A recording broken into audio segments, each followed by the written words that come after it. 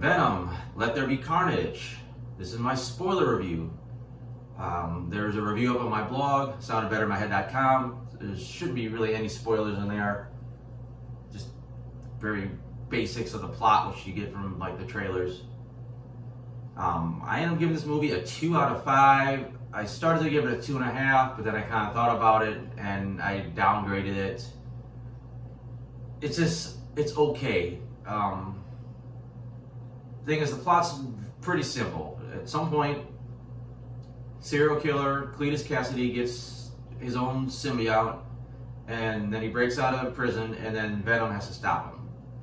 But the in-between stuff is pretty weak. I mean, it's basically a good hour of just Eddie, Brock, and the Venom symbiote arguing with each other about everything, and to the point where they go their separate ways for a little while and have to get back together in time to stop Carnage. And it works at first. It's fine. You get the symbiote over onto Cletus, but then it just keeps going with the arguing, and there's a half-assed attempt to get back with his ex-girlfriend, and it just doesn't do anything for me. It's like nothing I really want to sit through again. I mean, Tom Hardy does a fantastic job. Not only doing the Eddie Brock part, but doing Venom's voice. And it wasn't for him, I don't think any of it would have worked at all. And then, then eventually the final part of the movie is the big action scene, which is fine. It's not really that different than the end of the last Venom movie, but a little bit better. As far as the other characters, Harrelson's fine as Cletus. I mean, he just does this little quirky thing, oddball kind of, not super oddball, but just kind of slightly off, person to be the serial killer. They try to give him like a backstory to make you feel bad for him, but just the way it's done and the way he explains it, there's no way to even feel sympathy for him. It doesn't seem like he should even feel sympathy for himself. Like, he doesn't even come off like he's just a bad person, period. And his Carnage voice is fine, works for the character. It's nothing fantastic. I said Carnage is just a beast. Pretty badass himself. Definitely interesting. I don't know as much about the character in the comics as I should. I don't know if there's that much fighting between the symbiote and the host. Where here, like, they both seem to have their own separate, agendas that, at least for most of the movie, meshed. Weakest character by far was Shriek. It looks like she has a sympathetic backstory. She was thrown in this orphanage, basically. Her powers got too strong, so they tried to take her out to some lab or something somewhere. She gets shot in the eye, and then she gets locked in this facility for like a couple decades. But then come find out she's a nasty person too. She pretty much deserves to be locked up probably for her whole life. I mean, maybe there was something way back in her story that would justify her behavior, but we don't see that. And she's just fairly campy. Like, the movie in general is kind of campy. The Venom series is a little bit of a throwback to some older superhero stuff, but she's even a little too campy for this own franchise. It's nothing special. Sometimes if you do camp right, it's like unique and it adds something, but it's flat. And then you got other characters you barely cared about, like there's the cop Mulligan.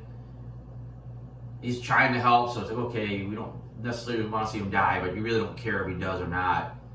You like Anne because she was in the first movie.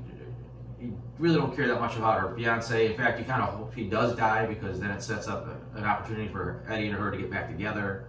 So you're basically rooting for like Venom and Anne, and you don't really care about any other character in the movie, whether they live or die.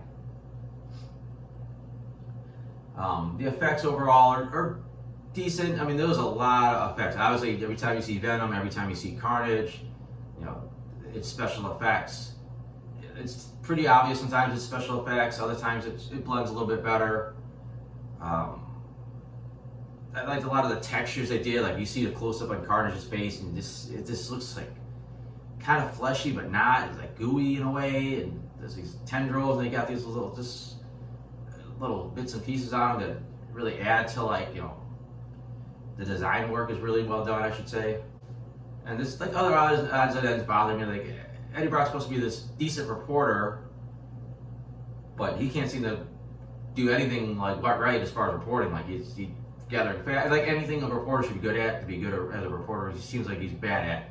Like, the only reason he even cracks the Cassidy case is that Venom figures it out for him. And I don't understand what Cletus's plan was. He wanted to get some message out in the newspaper, which I'm assuming he was hoping somehow Shriek would see it. I don't, some kind of code. I don't know. They never really explained what that was about. I don't know why she gets the daily newspaper in her top secret prison cell. That seems kind of stupid. And it didn't really do anything. It wasn't like she was prepared for him to show up and get her. It was just kind of there. And I don't know what he claimed if this message got out there, he would tell his whole backstory to Eddie Brock, and then presumably let him know where the bodies were buried. But I guess just because Eddie jumped the gun and found the bodies first, now you wanted Eddie dead. It was just, I don't know what his thing was, because they only decided to execute him after they found the bodies. But, like, was he not planning on ever revealing that? I don't know. I don't know what his plan was. Maybe he was just toying with them. It was just too vague to really know what was like the game plan there. And then you had the little, I guess, a tease that Mulligan may become a villain in the next Venom movie, if there is one.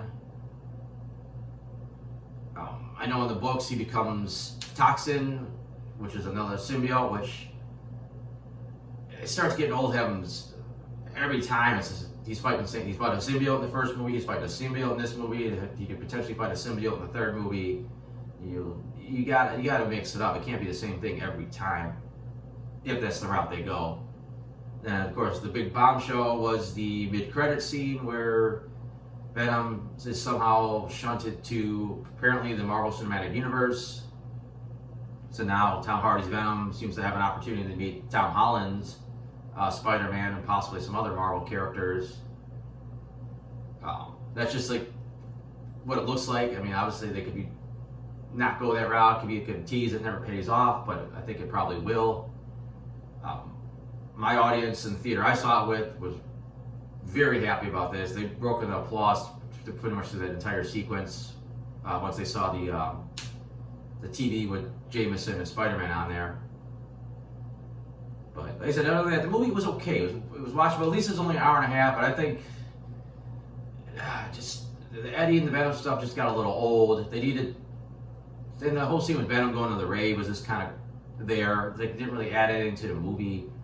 But I think that's about all I wanted to say. I just wanted to kind of clarify some stuff in this review that I can't really get into in the non-spoiler review. I have some other reviews up on my blog.